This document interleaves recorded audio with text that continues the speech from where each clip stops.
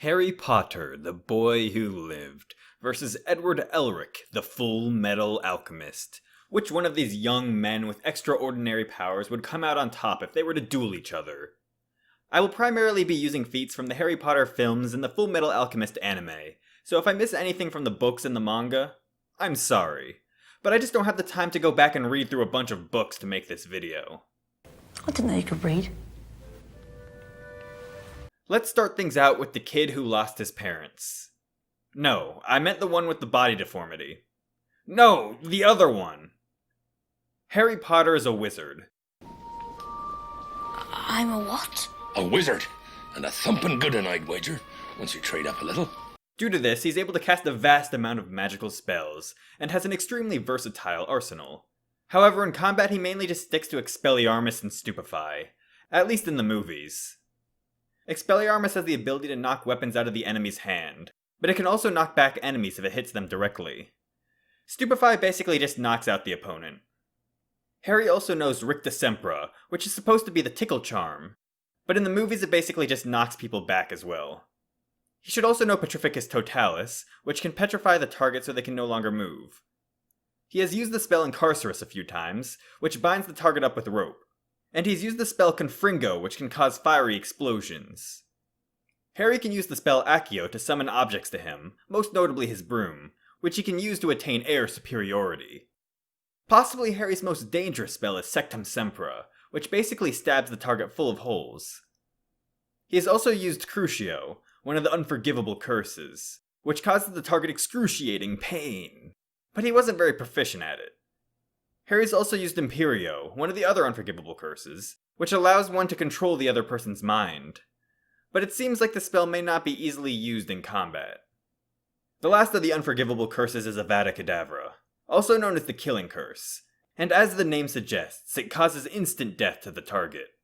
But Harry's never actually used it, and supposedly it's not very easy to use either, so whether Harry can actually use it or not is questionable, but at the very least it isn't in character for him to use it. When it comes to movement speed and durability, he isn't really much better than any regular human, but he can react to pretty fast-moving spells during combat, and can play the extremely intense game Quidditch while moving at high speeds on a broom and trying to catch a small golden ball while being attacked by a bigger brown one. So I would say his reaction speed is definitely above any regular human. Plus he has the ability to teleport, so he isn't completely limited to his little human legs. I guess his durability can be argued to be above regular human level as well, considering some of the things he's went through. But I feel just about every action movie character kind of goes through similar things, and I don't really think it's intended for him to have a super durable body or anything. I mean, just look at how he got bitch slapped around by Voldemort.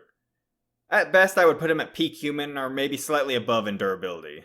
But nothing special. His physical strength doesn't seem that great either. He's probably around average human level at best. Like, does he even lift? Okay, now let's move on to the one who had a traumatic childhood event. No, the short one. God damn it, the one with blonde hair.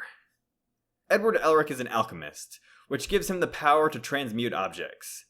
He can't create something out of nothing, and he isn't quite as versatile as a wizard, but he's an extremely smart fighter, and is also proficient in hand-to-hand combat.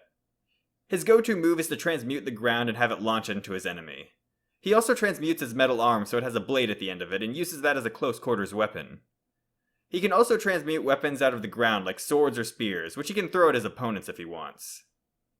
From watching Scar, he learned how to deconstruct objects just by touching them. Defensively, he usually just makes a block of the ground come up to protect himself. When it comes to his stats, like strength, speed, and durability, Edward is significantly better than Harry. Fuhrer King Bradley was fast enough to casually deflect incoming machine gun fire, and while Ed isn't as fast as him, he does scale.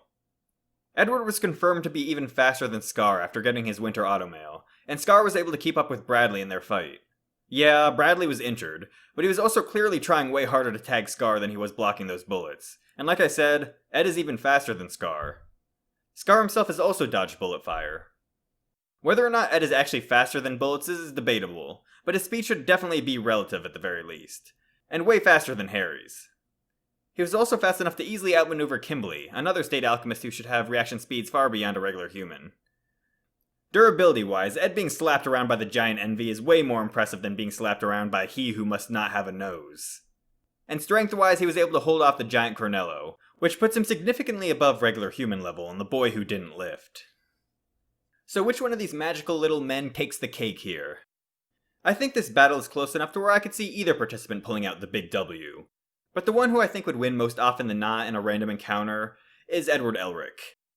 His speed advantage is huge, and like he showed with Kimberly, he can defeat more powerful adversaries by getting in close and cutting them down.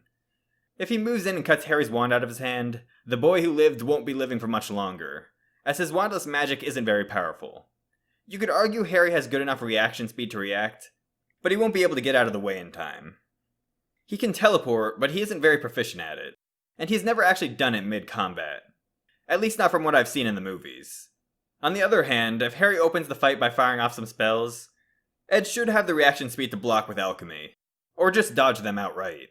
He could arguably even block certain spells with his metal arm. Even if Harry decided to use Avada Kedavra, that spell can also be blocked by solid objects.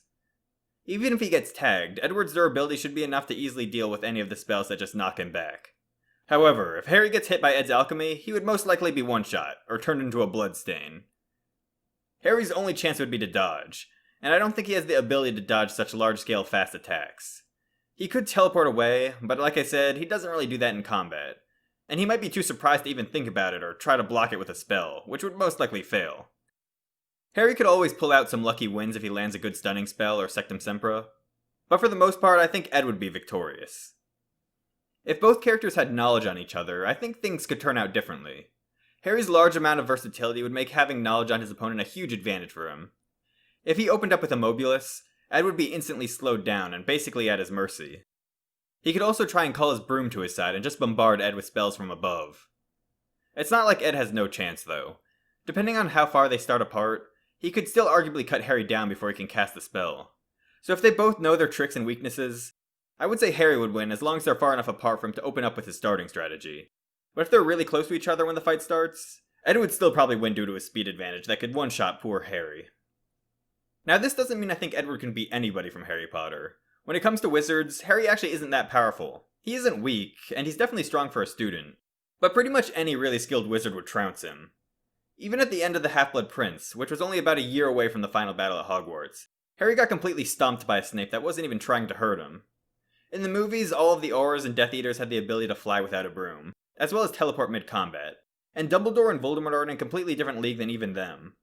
In a random encounter, I could still see Ed winning against some of the high-tier wizards, but Dumbledore, Voldemort, Grindelwald, and this weirdo from the crappy new Harry Potter prequels should all be able to beat Ed in just about any scenario. Especially Voldemort with his Horcruxes. I could see adult Harry in his prime beating Edward, even without knowledge, but just going off of the versions we saw in the films and books, I don't think he's quite on that level yet.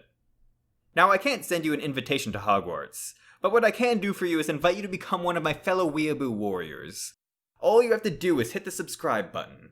Your first assignment is to like this video and tell me what you think of this battle. In equivalent exchange, I will make more exquisite videos in the future. Until next time. Mischief managed.